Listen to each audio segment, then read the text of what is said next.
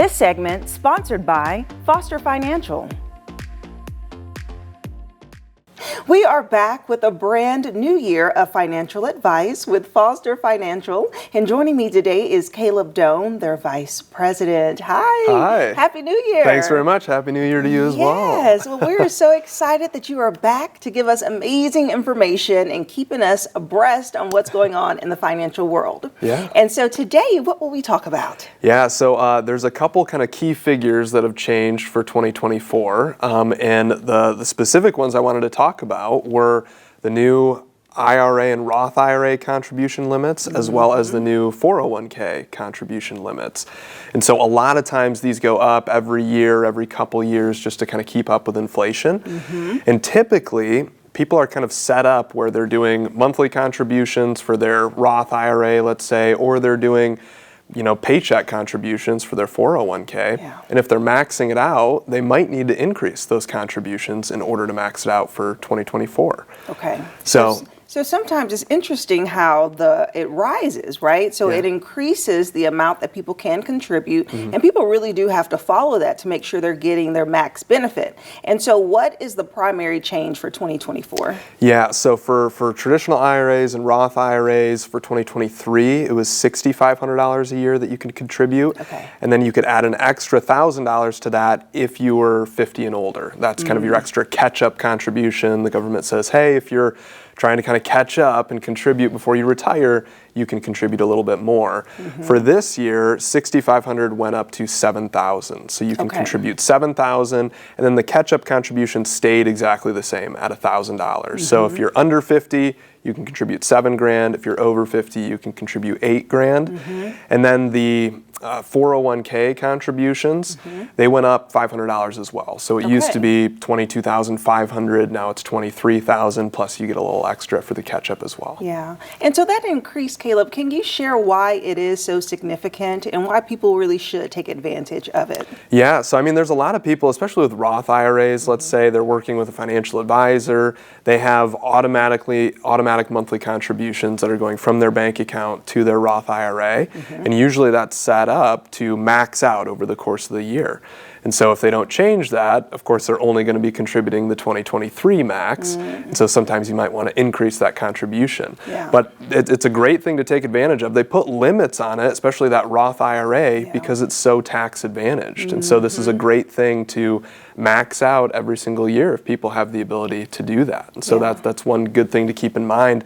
The other thing that I'll say, though, is if your kind of tax status or anything is expected to change in 2024, for people that have those automatic contributions turned on, there are income limits to what you're allowed to make in a year and be allowed to contribute to the Roth IRA, for example. And so if you know that your income is kind of going to change in 2024 and maybe you have those automatic contributions on, you should take a look at that and make sure you're still going to be eligible for 2024 so that we don't get to the end and then you say, oh no, I have to back out all these contributions. That's good. And I think about sometimes how the economy is changing, and I know that people think about if contributing to these funds is a good idea. Should they keep them and save them because of inflation, or should they go on and contribute to these accounts to gain those benefits? What advice would you give someone at this time? Yeah, I know inflation is definitely top of mind for a lot of people. Typically, one of the, worst things that you could do if inflation is really high is leave cash in the bank, because all of a sudden your purchasing power is shrinking. The money is staying exactly the same. That, 50 grand that you have in the bank is staying at 50 grand. Maybe you're getting a little bit of interest now. But expenses are growing and growing, and so that 50 grand can buy less. So if we had the same conversation, last year at the beginning of 2023, we talked about different investment opportunities. There are things kind of yielding 4 or 5% with relatively low risk, like money markets and treasuries and things like that. And of course, we saw the market, I think the S&P went up 24% in 2023. And so people who invested early last year were really excited about the turnout of that. Going into 2024, obviously the market peaked a little bit towards the end of the year. And so it's at kind of all-time highs or close to all-time highs. And so I always, I guess, caution people whenever we're investing and the market's at an all-time high, we got to remember to have a longer time horizon with that money and kind of understand that there can be short-term fluctuations.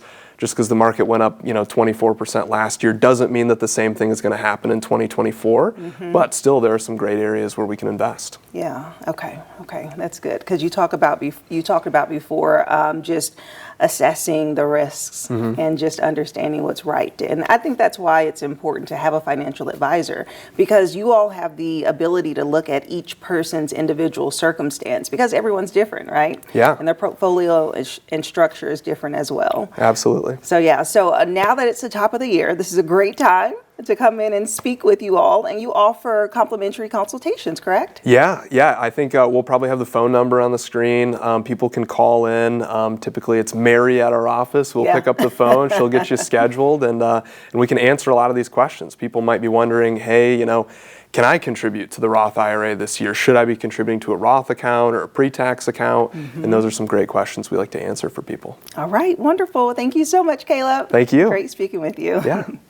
And of course, Foster Financial is here to help you with any of your financial needs. So you can give them a call. We'll have their website and their phone number listed below, and we'll be right back.